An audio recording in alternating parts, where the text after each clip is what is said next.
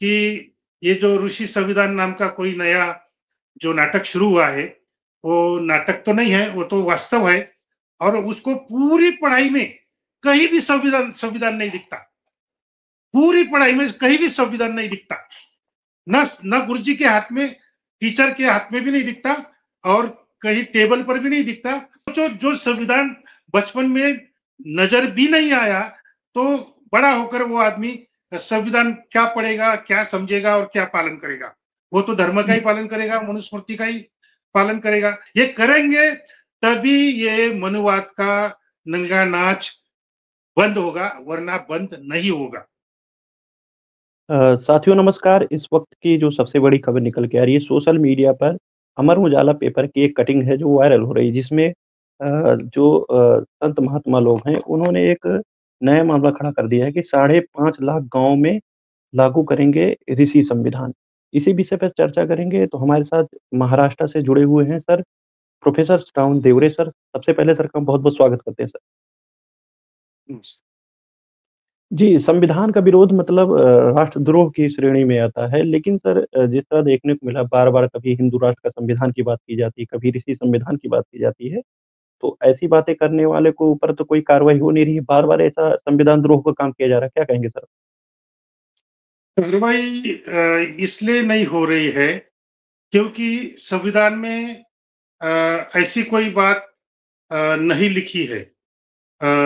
मगर भारत देश का इतिहास जानते हुए और ये जो ब्राह्मणवाद है, इसका चरित्र देखते हुए संविधान में डॉक्टर बाबा साहब अम्बेडकर जी ने ये लिखना बहुत ज़रूरी था कि इस देश में जो भी कोई संगठन बनाएँगे, जो भी कोई संगठित होंगे और संगठित होकर कोई प्रोग्राम करेंगे, कुछ बोलेंगे, कुछ लिखेंगे, तो वो काम करने से पहले उन्होंने संविधान की शपथ लेना ज़रूरी है।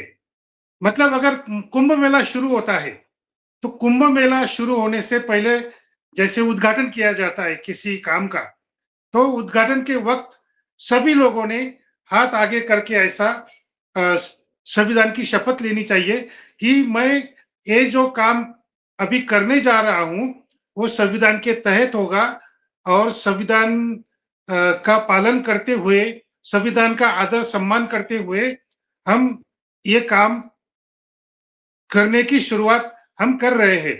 इस तरह से अगर शपथ ली जाती, हर प्रोग्राम में, कोई भी प्रोग्राम हो, धार्मिक प्रोग्राम हो, सामाजिक प्रोग्राम हो, जाति का प्रोग्राम हो, किसी भी संस्था का कार्यक्रम हो और किसी भी संगठन का प्रोग्राम हो, अगर संविधान में ये लिखा जाता, तो मैं समझता कि ये ऋषि संविधान या साधु संतों का संगठन या कोई भी मुस्लिम धार्मिक प्रोग्राम या कोई भी हिम्मत नहीं करता संविधान के विरोध में काम करने की।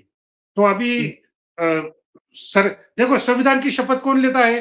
आमदार मतलब MLA, member of parliament, minister और जो भी प्रशासन में बैठे हुए बड़े अधिकारी जो होते हैं, वो ट्रेनिंग लेते वक़्त शपथ लेते हैं, प्रतिज्ञा करते हैं। कोई भी ट्रेनिंग हो, ऑफिसर लोगों का ट्रेनिंग हो या किसी मजदूर का कहीं पे ट्रेनिंग हो, तो ये अवश्य उनसे बुलवाया जाता है कि मैं संविधान का आदर करूंगा, सम्मान करूंगा और उसका पालन करूंगा। तो देखो शासन प्रशासन इसके ऊपर बंधन है, लेकिन कोई अगर धार्मिक प्रोग्राम करने जाए तो वो सीधा सीधा संविधान का उल्लंघन करके अपने धार्मिक प्रोग्राम, सोशल प्रोग्राम या कोई भी पॉलिटिकल प्रोग्राम हो, वो खुलेआम करते हैं, संविधान को तोड़ते हैं, मरोड़ते हैं। तो ये बहुत बड़ी कमी संविधान में रह गई है, जो कि भारत देश के इतिहास को देखते हुए और ब्राह्मणवाद का चरित्र देखते हुए ये बात बहुत आवश्यक थी, जो होने चाहिए थी। अभी भी हो सकती है, लेकिन सत्ता में मनुवादी लोग अगर बैठे हैं, तो ये ऐसी सुधारना या ऐसा कोई नया बिल पार्लियामेंट में नहीं ला सकते। अगर वो पार्लियामेंट में ऐसा कुछ बिल लाना है, तो तमिलनाडु पैटर्न पर आधारित केंद्र में अगर सरकार होगी, तभी होगा। क्योंकि तमिलनाडु में वो ये पहले से ही शुरू है। तमिलनाडु में कानून है। तमिलनाडु के ओबीसी सरकार ने, बहुजन सरकार ने कानून बनाया है कि तुम कोई भी धार्मिक प्रोग्राम अगर लेंगे, तो उस धार्मिक प्रोग्राम में सेक्युलरिज्म दिखना चाहिए। सेक्युलरिज्म मतलब उस प्रोग्राम में आपको अगर ब्राह्मण पुजारी है, तो उसके साथ में मुस्लिम काजी या मुस्लिम धर्मगुरु उसके पास में बैठना चाहिए। उसके पास में पादरी यानी क्रिश्चियन धर्म का भी धर्मगुरु वहां पे होना चाहिए। सिख धर्म का भी धर्मगुरु होना चाहिए। मतलब भारत देश में और उस एरिया में जितने भी धर्म है, वो सभी धर्म के लोग वहां बैठने चाहिए, तभी वो धार्मिक प्रोग्राम हो सकता है। अन्यथा उस प्रोग्राम को कानूनन बंदी है। तो ये तमिलनाडु में बन गया ये कानून, लेकिन संविधान में नहीं बन सका। बाबा साहब ने नहीं बनाया, लेकिन तमिलनाडु के ओबीसी लीडर्स ने ऐसा कानून बनाया तमिलनाडु में। तो अगर हम चाहेंगे कि ये जो ऋषि संविधान नाम का कोई नया जो नाटक शुरू हुआ है, वो नाटक तो नहीं है, वो तो वास्तव है। वो शुरू हो रहा है और एक-एक कदम मैंने पिछले इंटरव्यू में बताया था कि अभी वो एक-एक कदम धीरे-धीरे अभी वो नई पेशवाई मतलब नया ब्राह्मण राष्ट्र मतलब आज जितने जाति व्यवस्था कर्मठ है, उससे भी 5000 गुना ज्यादा कर्मठ जाति व्यवस्था। मैं क्या बोल रहा हूं? आज की जाति व्यवस्था से 5000 गुना ज्यादा शोषण करने वाली कर्मठ ऐसी कट्टर ऐसी जाति व्यवस्था का मजबूत निर्माण ऐसी करना चाहते मजबूत ऐसी जाति व्यवस्था अभी निर्माण होने जा रही है। और आप जब देखेंगे अमर उजाला, आप बताइए लोगों को स्क्रीन पर, लोग भी पढ़ेंगे उसको, तो इतने अच्छे-अच्छे शब्दों में, इतने मधुर शब्दों में उन्होंने ये न्यूज़ लोगों को इस तरह से परोसी है कि लोग आनंद से खाएँगे कि भाई बहुत मीठा लग रहा है। लेकिन वो मीठा नहीं है, पेट में जाने के बाद ये ज़हर होने वाला है और आप मरने वाले हैं, ये तो तय है। जी, जी। तो कोई बता भी बुरी बत बात हो, बोलिए, जी, बोलिए। ब बताया जा रहा है कि 24 साल के गहन मंथन और पुराणों के अध्ययन के बाद 15 विद्वानों ने मिलकर इसको तैयार किया है सर। मतलब 20 साल का 24 साल का जो गहन अध्ययन है और पुराणों के अध्ययन के बाद ये 15 विद्वानों ने मिलकर बनाया है। क्या ये कहेंगे इस देखो, पर आप? नहीं, नहीं, देखो ये जो आज जो हम देख रहे हैं, वास्तव में जो दिख रहा है, इसकी तैयारी तो 1925 में जब आरएसएस की स्थापना हुई, तभी से चल रहा है। देखो जी, आरएसएस के जो प्रमुख थे, गोरवलकर, उसको गुरुजी भी बोला जाता है, अभी वो कैसा गुरुजी है मालूम नहीं। तो गोरवलकर ने किताब लिखी थी, thoughts of ones of thought. Bunch of thoughts. उसमें भी उसने लिखा है कि पुराणों के आधार पर संविधान चाहिए। बाबा साहब के संविधान को उन्होंने विरोध किया था और कहा था कि हमारे देश का इतिहास इस संविधान में कहीं भी नहीं दिखता। मतलब जाति व्यवस्था का इतिहास कहीं भी नहीं दिखता, ऐसा उनका मतलब था। ब्राह्मणवाद का इधर कुछ जिक्र भी नहीं है संविधान में, ऐसा उनका कहना था। तो तभी से ये काम चल रहा है, पुराणों का अध्ययन करना, लोगों को पुराणों को बारे में बताना, वेद वगैरह वगैरह, ऋषि संस्कृति, ये तो सब तब से 1925 से जोर शोर से चल रहा है। और ये जो कुप्रबोधन जिसको हम बोलते हैं, कुप्रबोधन मतलब बुरा प्रबोधन, ये जो तब से चल रहा है, इसके फलश्रुति में ये फल जो हम अब आज देख रहे हैं, तो वो उसी का फल है कि 1925 से ये काम शुरू हो गया था बीज बोने का। आज वो पेड़ बन गया है और उसको अभी धीरे-धीरे फल भी आ रहे हैं, जो फल जहरी है, जहरीले है, विषारी है। और जी, लेकिन लेकिन आप क्यों आपके थाली में वो परोसते वक़्त इस तरह से परोस रहे हैं कि ये बहुत मीठा अ, ये मिठाई है, ये बहुत मीठा है और सबके भले के लिए है, विश्व शांति के लिए है। अब ये विश्व शांति की बात करते हैं। ऐसा ऐसा एक इस पृथ्वी तलाव में इस पृथ्वी तल में अ, ऐसा एक भी साल ऐसा नहीं गया है कि जिस साल में दो दो राष्ट्रों में युद्ध ना हुआ हो। कहीं न कहीं 2 राष्ट्रों में, 3 राष्ट्रों में, 4 राष्ट्रों में कहीं न कहीं युद्ध हमेशा चालू रहता है और इनके विश्व शांति यज्ञ से कुछ होने वाला नहीं है। बहुत बार उन्होंने कर लिए, ऐसे बहुत यज्ञ कर लिए। संतति होने के लिए भी ये यज्ञ करते थे और महाराष्ट्र में छत्रपति शिवाजी महाराज को पराजित करने के लिए भी ये यज्ञ करते थे। लेकिन शिवाजी महाराज कभी पराभूत नहीं हुए। ब्राह्मणों के यज्ञ करने के बावजूद शिवाजी महाराज हमेशा जीतते गए, कभी पराभूत नहीं हुए। लेकिन उन्होंने ये सब काम किया बहुजनों को पराजित करने के लिए और बाहर से आए हुए जो आक्रमणकारी लोग हैं, चाहे वो मुसलमान हो, चाहे क्रिश्चियन हो, उनको मदद करने के लिए यहाँ के ब्राह्मण यज्ञ करते थे, पूजा पाठ करते थे और उनसे पैसे ऐंठते थे। तो जी। ये चरित्र है। जी, फिर भी सर अभी हुँ। भी जो चाशनी में हमारे ही ओबीसी, एसटी के लोग कहीं न कहीं उनके खेमे में खड़े होते नज़र आते हैं। उनको क्या संदेश देंगे? वो लोग तो सोच रहे हैं कि हिंदू राष्ट्र मतलब कि वो फिर से जो मुसलमानों के विरोध में जैसे मुसलमान एंगल खड़ा कर दिया। उनको लगता है कि जो हिंदू राष्ट्र है वो मुसलमानों के विरोध में होगा। लेकिन उनको ये नहीं पता चलता है कि जो एससी, एसटी, ओबीसी उन्हीं के विरोध में सारा निशाना तो एससी, एसटी, ओबीसी है। लेकिन जो निशाना लगाया जाता है देखने के लिए हम लोगों को, वो मुसलमान दिखाया जाता है। क्या कहेंगे उनको उनके लिए जो ये लोग ऐसा सोचते हैं? देखो ये गलती भी संविधान की है। देखो अगर संविधान अगर ये कहता है, प्रिएम्बल में भी कहता है और अंदर जो लिखे गए हैं परिच्छेद, उसमें भी संविधान कहता है कि समता आनी चाहिए, जाति व्यवस्था खत्म होनी चाहिए, समता आनी चाहिए, जी, कोई भेद नहीं होना चाहिए। अगर तुम संविधान में ये लिखते हैं कानून के तहत, तो ये भी लिखो ना कि ये कैसे होने वाला है, ये भी लिखो। क्योंकि देखो, आप कितना भी क्रांतिकारक संविधान बना दो, कितना भी क्रांतिकारक बना दो, लेकिन जो संविधान पालने वाले लोग हैं, उनकी जो मानसिकता है, ये जो है मानसिकता, मेंदू, मन, ये जब तक परिवर्तित नहीं होता, तब तक वो संविधान को समझ भी नहीं पाएंगे, पालन भी नहीं करेंगे और हमारी जो पुरानी व्यवस्था है, पुराना जो संविधान है मनुस्मृति का, वही संविधान लोगों के दिमाग में आज भी है। तो जब संविधान ये कहता है कि समता आनी चाहिए, तो कैसे आनी चाहिए?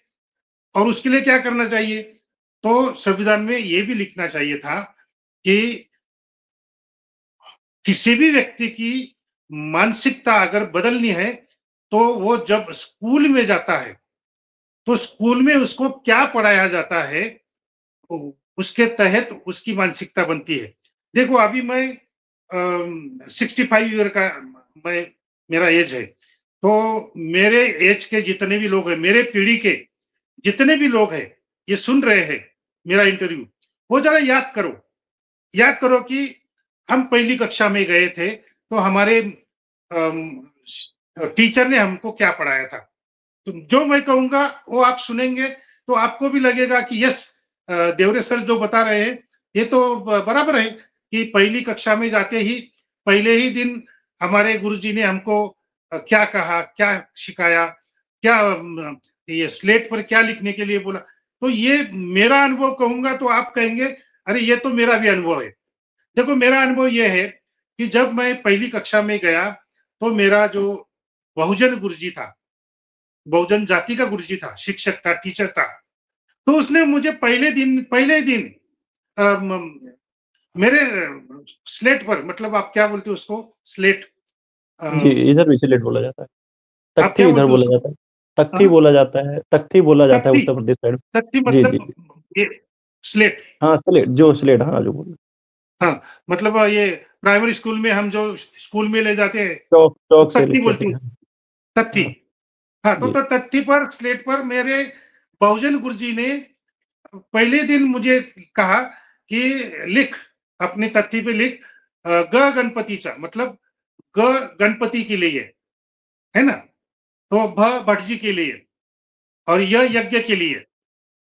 तो देखो जी, अगर पहली कक्षा में पहले दिन से अगर आपको गणपति पढ़ाया जाता है, भटजी पढ़ाया जाता है, क्षत्रिय यज्ञ वगैरह ये सब पढ़ाया जाता, तो क्षत्रिय का देखो ऐसा भी पढ़ाया गया मुझे पहली कक्षा में। अभी मेरे एज के जितने भी लोग हैं मेरे पीढ़ी के, वो सब याद करेंगे कि यह बराबर है, ये ऐसा ही हमारे भी गुरुजी ने पहले दिन हमको ये सिखाया था। जब मैं दूसरी कक्षा में गया तो राम और कृष्ण का इतिहास मेरे बहुजन गुरुजी ने मुझे पढ़ाया, क्योंकि वो किताबी थी, वो किताब पढ़ पढ़ कर हमें समझाते थे। तो राम की कथा थी, कृष्ण की कथा थी। अ, फिर जब तीसरी कक्षा में गए तो किताब में एक लेसन ऐसा था कि कुम्हार क्या करता है, वो मिट्टी मिट्टी का बर्तन बनाता है, सुनार क्या बनाता है, वो गहने बनाता है।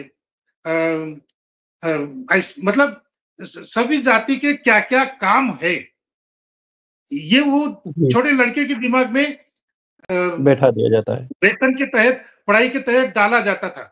अब जब मैं चौथी कक्षा में गया, देखो आप भी याद करो, चौथी कक्षा में जब मैं गया तो चौथी कक्षा का इतिहास का हिस्ट्री का किताब था, उसमें पूरा किताब पूरा किताब छत्रपति शिवाजी महाराज पर था। और पूरे किताब में उन्होंने उनके गुरु दादू कोंडदेव, रामदास स्वामी और मतलब ये सब जो थे और मुसलमानों के खिलाफ उन्होंने कितने युद्ध किए, कहाँ-कहाँ उन्होंने किसके ये उंगलियां किसकी छाटी, किसकी गर्दन काटी, वगैरह वगैरह ये सब हिंदू मुस्लिम लड़ाइया शिवाजी महाराज के नाम पर उन्होंने क्या-क्या हमारे दिमाग में डाला। छत्रपति छत्रपति शिवाजी महाराज का नाम लेकर ये डाला कि वो शिवाजी महाराज हिंदू मुस्लिम लड़ाई में हिंदू बन के मुस्लिमों के खिलाफ लड़ते थे और उनका गुरु जो था ब्राह्मण था, वो ब्राह्मण गुरु उनको बताता था ये करो वो करो और जो ब्राह्मण कहता है वही छत्रपति शिवाजी महाराज कर रहे थे। गो ब्राह्मण प्रतिपालक थे, मतलब गाय और ब्राह्मणों का प्रतिपालन करना छत्रपति शिवाजी महाराज का काम था। उन्होंने खुद ने बनाया था कि मैं छत्रपति शिवाजी महाराज मैं गौ और ब्राह्मणों को पालन करूंगा, मतलब उनका पालन पोषण करूंगा, उनको आदर सम्मान दूंगा। अगर ये सब बातें अगर छत्रपति शिवाजी नाम नाम लेकर अगर छोटे बच्चों को पढ़ाया जाए तो उनकी मानसिकता कैसी होगी। फिर बाद में जब मैं छठी कक्षा में आया तो देखो बहुत आप तो सोचते रह जाएंगे कि छठी कक्षा में क्या पढ़ाया। छठी कक्षा में हिस्ट्री के किताब में गजनी का मोहम्मद का एक लेसन था। वो गजनी का मोहम्मद का लेसन जो था वो मेरे बहुजन गुरुजी ने मुझे 16 दिन तक दोहराया, मतलब पूरा लेसन पढ़ाते पढ़ाते उसको 16 दिन लग गए। क्यों? क्योंकि गजनी के मोहम्मद ने 16 बार भारत पे आक्रमण आक्रमण किया किया मंदिरों था पे। सोरठी सोमनाथ पर। तो रोज वो बताते थे कि वो गजनी का मोहम्मद मुसलमान था, वो आया या हमारे औरतों की इज्जत लूटी, हमारा मंदिर में रखे हुए गहने लूटे, हमारे पुजारी को काटा मारा और बहुत अन्याय अत्याचार करके वो चला गया। एक बार आया, दो बार आया, तीन बार आया, ऐसा 16 बार आया और वो 16 दिन में वो बच्चे का दिमाग इतना सुन्न हो जाता है। तो देखो जो छठी कक्षा तक, पहली कक्षा से लेकर छठी कक्षा तक एक मेरा मुसलमान दोस्त था। मेरा जो दोस्त फ्रेंड सर्कल था, उसमें एक चमार था, मतलब करीबी फ्रेंड सर्कल। एक दूसरे के घर में जाकर खाना खाना, साथ में घूमना। तो मेरे फ्रेंड सर्कल में एक चमार का लड़का था। दूसरा लड़का था जो मेरा फ्रेंड सर्कल में, वो सफाई कामगार का था। मतलब अभी वो शब्द कहना जरा मैं जरूरी समझता हूँ।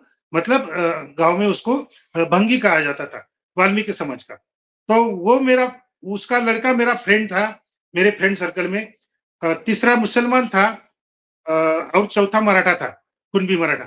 तो ये 4 और मैं 5, ऐसा हम 5 लड़के मेरे करीबी दोस्त थे और हम स्कूल में भी साथ में बैठे थे, बैठते थे स्कूल में एक ही लाइन में। तो जी, जी। मेरे लाइन में मेरे पीछे बैठने वाला जो मुसलमान लड़का था, जो मेरा बचपन से दोस्त बेस्ट था, फ्रेंड। जी, जी। बेंच नहीं, बेंच स्कूल, बेस्ट फ्रेंड। इधर स्कूल में बेंच नहीं होते थे, प्राइमरी स्कूल जी, में उस वक़्त नीचे बैठना पड़ता था। नीचे लाइन लगा के बैठना पड़ता था। तो मेरे पीछे जो बैठा था मुसलमान लड़का, जो मेरा फ्रेंड सर्कल में था और बचपन से मेरा दोस्त था, तो गजनी का मोहम्मद ये लेसन पढ़ने के बाद या बहुजन गुरुजी ने पढ़ाने के बाद, वो मेरा दोस्त मुझे गजनी का मोहम्मद लगने लगा। वो मेरा मैं सोचा कि साला ये भी तो मुसलमान है, ये कभी भी हमारा विश्वासघात कर सकता है गजनी के मोहम्मद जैसा। जी, तो जी, सोचो जी। बच्चे के दिलों में इन्होंने क्या 25, अभी कितने साल हो गए, 75 साल हो गए। आप भी अगर देखेंगे, आप पूरा पाठ्यक्रम देखेंगे, करिकुलम, तो कहीं न कहीं हिंदू, मुस्लिम या क्रिश्चियनों के खिलाफ में या मुस्लिमों के खिलाफ में और ब्राह्मणों के अनुकूल, फ़ेवर में। ब्राह्मणों के बाजू में कहीं न कहीं आपको पढ़ने को मिलेगा। तो देखो, इस तरह से जो लड़का बचपन से ये सब पढ़ के आ रहा है और उसको पूरी पढ़ाई में कहीं भी संविधान संविधान नहीं दिखता। पूरी पढ़ाई में कहीं भी संविधान नहीं दिखता। ना गुरुजी के हाथ में, टीचर के हाथ में भी नहीं दिखता और कहीं टेबल पर भी नहीं दिखता और कहीं किताबों के कबर्ड में भी नहीं दिखता। तो सोचो, जो संविधान बचपन में नजर भी नहीं आया, तो बड़ा होकर वो आदमी संविधान क्या पढ़ेगा, क्या समझेगा और क्या पालन करेगा। वो तो धर्म का ही पालन करेगा, मनुस्मृति का ही पालन करेगा। तो संविधान में ये बात लिखना बहुत जरूरी था। जी। बाबा साहब को ये मालूम था कि बौद्ध विद्यापीठ क्यों खत्म किए गए और ये ब्राह्मणवादी विद्यापीठ, यूनिवर्सिटीज जैसे काशी का विद्यापीठ, हिंदू हिंदू विद्यापीठ वगैरह वगैरह, ये बाद में क्यों खड़े किए गए, ये बाबा साहब को मालूम था। और बाबा साहब ने ये मालूम होने के बावजूद, अगर उन्होंने संविधान में ये नहीं लिखा कि क्या पढ़ाया जाना चाहिए, किसका इतिहास पढ़ाना जाना चाहिए। अगर बचपन में महाराष्ट्र के लोगों को सुनो कि बचपन में अगर महाराष्ट्र में मुगलाई के खिलाफ पढ़ाया गया, मुसलमानों के खिलाफ मतलब मुगलाई के खिलाफ पढ़ाया गया, तो अगर वो पेशवाई के खिलाफ में अगर पढ़ाया जाता बचपन में, चौथी कक्षा में, पांचवी कक्षा में, छठी कक्षा में, कि पेशवाई इतनी बुरी थी, पेशवाई के ब्राह्मण ये अत्याचार करते थे, पेशवाई के ब्राह्मण हमारे बहुजन स्त्रिया को पूरे कपड़े निकाल कर दौड़ दौड़ लगाते थे, रेस लगाते थे। ये सब अगर पांचवी छठी कक्षा में अगर पढ़ने को मिलता, तो वो बच्चा तो वो बच्चा जरूर संविधान समझता, संविधान पढ़ता और संविधान का पालन भी करता। अगर ये जी, संविधान में लिखा होता तो, वो जी, लिखा जी। नहीं गया। हाँ, वो लिखा नहीं गया तो फिर परिवर्तन ही, मानसिक परिवर्तन ही नहीं हुआ। बाबा साहब ने ये भी ये एक किताब में ये लिखा है कि आप कितना भी क्रांतिकारक संविधान बना लीजिए, मगर संविधान की संविधान का अमल करने वाले जो शासन प्रशासन में बैठे हुए जो लोग हैं, वो अगर पुरानी सोच के अगर होंगे, तो तुम्हारा संविधान कुछ काम नहीं करेगा। ये तो खुद बाबा साहब ने भी लिखा है। अगर बाबा साहब इतना इतना लिख सकते हैं, तो संविधान में क्यों नहीं लिखा? ये सवाल आगे आता है। तो अभी जी, भी हो सकता है, देखिए। जी, जी। तो साथियों हमारे साथ प्रोफ़ेसर रामदेव ने तो उन्होंने साफ तौर पे बहुत सारी चीज़ें डीपली बातें कही हैं। सर ने कहा कि जो सिलेबस है, वो सिलेबस के जो हमारे समाज के बहुत सारे लोग इसका भी विरोध करते हैं कि जो सिलेबस है, सिलेबस में हमारे बहुजन महापुरुषों को और जो इतिहास है, यहाँ के इतिहास को तोड़-मरोड़ के पेश किया जाता है। जैसे सर ने बताया उनके साथ तो कक्षा 6 में उनका जो बेस्ट फ्रेंड था, जो करीबी दोस्त था, वो भी दुश्मन लगने लगा। तो ये सच्ची घटना है। तो साथियों इस वीडियो से आपको जो सीखने को मिल रहा है, आपको जो बातें हैं, जो आपकी राय हो कमेंट बॉक्स में ज़रूर दीजिए। तब तक के लिए बने रहिए भोजन 85 के साथ। सर हाँ, बोलिए सर। जी। बस एक मुद्दा, छोटा-सा मुद्दा है। देखो जी, ये जब मेरी समझ में ये बात आ गई कि ब्राह्मणवाद कुप्रबोधन करके, बुरा प्रबोधन करके लोगों को भटका रहा है, लोगों को जातिवादी बना रहा है, धर्मवादी बना रहा है, और उसका फलश्रुति में बाबरी मस्जिद गिर गई। कम से कम 3 लाख लोग बाबरी मस्जिद गिराने के लिए पूरे देश भर से गए, ईंट लेके गए, तो तब मेरे ध्यान में आया कि ये जो हो रहा है, इसमें गड़बड़ तो पढ़ाई की है, शिक्षा की है।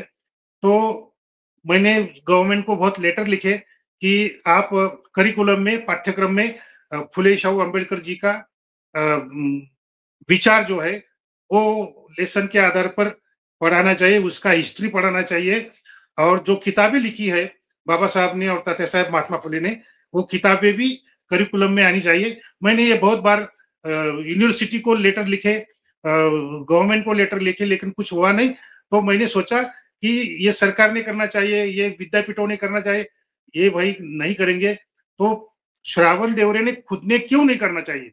तो मैंने 1993 में मैंने फुले अम्बेडकर यूनिवर्सिटी की स्थापना की, और उस यूनिवर्सिटी के करिकुलम में ये सब, मतलब तात्या साहब महात्मा फुले, बाबा साहब अम्बेडकर, छत्रपति शाहू महाराज, शिवाजी राजे, जिजाऊ, रमाई, अहिल्याबाई होळकर, इन सब के ऊपर मैंने किताबें लिखी, दूसरों से भी लिखवाई, वो छपवाई, और कम से कम कीमत में मैं लड़कों को बांटता था। हर 300 स्कूलों में 300 स्कूलों में मेरे एग्जाम सेंटर थे, क्योंकि उस किताब पर एग्जाम होते थे कि भाई हम लड़के को किताब देते थे कम से कम कीमत में, कहते थे कि ये किताब पढ़ो और परीक्षा दो, परीक्षा पास होने के बाद आपको सर्टिफिकेट मिलेगा, बख्शिश मिलेगा, पैसों के रूप में पुरस्कार मिलेगा।